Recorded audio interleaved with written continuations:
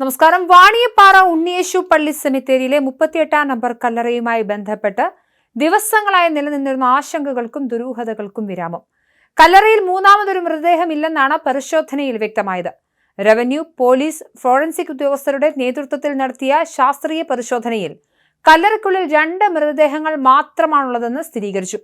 പള്ളിയുടെ ഔദ്യോഗിക രേഖകളിൽ വ്യക്തമാക്കുന്ന രീതിയിൽ 2006ലും 2015ലുമായി അടക്കം ചെയ്ത മൃതദേഹങ്ങളുടെ അവശിഷ്ടങ്ങൾ മാത്രമാണ് ഇതിലുള്ളതെന്ന് അധികൃതർ വ്യക്തമാക്കി.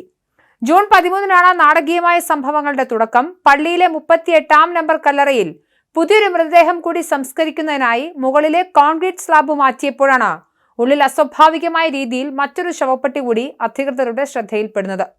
എന്നാൽ 2015 അടക്കം ചെയ്ത ജെയിംസ് എന്നയാളുടെ ശവപ്പെട്ടി കാലപ്പഴക്കത്താൽ ദ്രവിച്ചു പോവുകയും അതിലുണ്ടായിരുന്ന മൃതദേഹ അവശിഷ്ടങ്ങൾ പുറത്തേക്ക് വരികയും ചെയ്തതാണ് ഉള്ളിൽ മൂന്നാമതൊരു അവശിഷ്ടം കൂടിയുണ്ടെന്ന സംശയത്തിന് ഇടയാക്കിയതെന്ന് ഫോറൻസിക് പരിശോധനയിൽ വ്യക്തമാക്കി.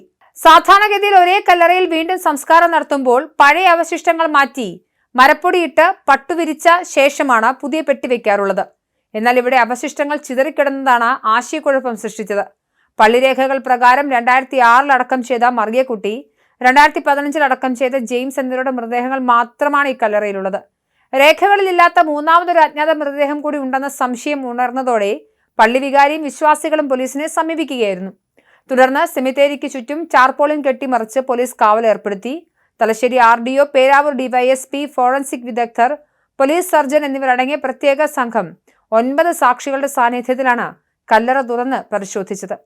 കല്ലറയിൽ അജ്ഞാത മൃതദേഹമുണ്ടെന്ന അഭ്യൂഹം ശക്തമായതോടെ 12 വർഷം മുൻപ് കോഴിക്കോട് വിലങ്ങാട് നിന്നും കാണാതായ സിജോസ് കറി എന്ന യുവാവിൻ്റെതാണോ ഈ അവശിഷ്ടങ്ങൾ എന്ന സംശയവുമായി അദ്ദേഹത്തിന്റെ കുടുംബം രംഗത്തെത്തിയിരുന്നു.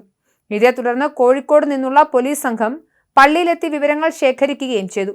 എന്നാൽ സിജോയ്ക്ക് വാണിയപ്പാറയുമായി യാതൊരു ബന്ധവുമില്ലെന്നും കല്ലറയിലുള്ളത് അദ്ദേഹമാകാൻ വഴിയില്ലെന്നും സിജോയുടെ ഭാര്യ നിഖില നേരത്തെ മാധ്യമങ്ങളോട് പറഞ്ഞിരുന്നു. എന്തായാലും ഈ സിജോ എവിടെയെന്നൊരു ചോദ്യം ഇപ്പോൾ ബാക്കിയാവുന്നുണ്ട്. കാരണം ഈ കല്ലറയിലെ മൃതദേഹം സിജോയുടേതാണെന്ന് സംശയം ഉണർന്നപ്പോഴാണ് 12 വർഷങ്ങളായി കാണാതെ ഒരു വ്യക്തിയെക്കുറിച്ചുള്ള സ്വാഭാവികമായ അന്വേഷണങ്ങൾ നടക്കുന്നത്.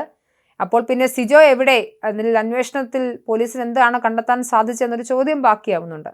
കണ്ണൂർ വാണിയപ്പാറ ഉണ്ണിയേശു പള്ളി സെമിത്തേരിയിലെ കല്ലറയിൽ അജ്ഞാത മൃതദേഹം കണ്ടെത്തിയ ദുരൂഹ സാഹചര്യത്തിലായിരുന്നു ഈ സിജോയുടെ പേര് ഉയർന്നു കേട്ടത്. ഈ വിഷയത്തിൽ പ്രതികരണവുമായി ഇന്ന് രാവിലെ സിജോയുടെ ഭാര്യ എത്തിയിരുന്നു, നിഖില. സിജോ അപായപ്പെടാനുള്ള സാധ്യതയില്ലെന്നും അദ്ദേഹത്തിന് ആരുമായും ശത്രുതയോ പ്രശ്നങ്ങളോ ഉണ്ടായിരുന്നില്ല എന്നാണ് നിഖില പറയുന്നത്. കല്ലറയിൽ കണ്ടെത്തിയെന്ന് സംശയിക്കപ്പെടുന്ന മൂന്നാമത്തെ മൃതദേഹം വർഷങ്ങൾക്ക് മുൻപ് കാണാതായി സിജോയുടേതാണെന്ന് അദ്ദേഹത്തിന്റെ കുടുംബമാണ് ആരോപണം ഉന്നയിച്ചത്. എന്നാൽ ഈ പശ്ചാത്തലത്തിലായിരുന്നു ഭാര്യയുടെ പ്രതികരണം വരുന്നത്.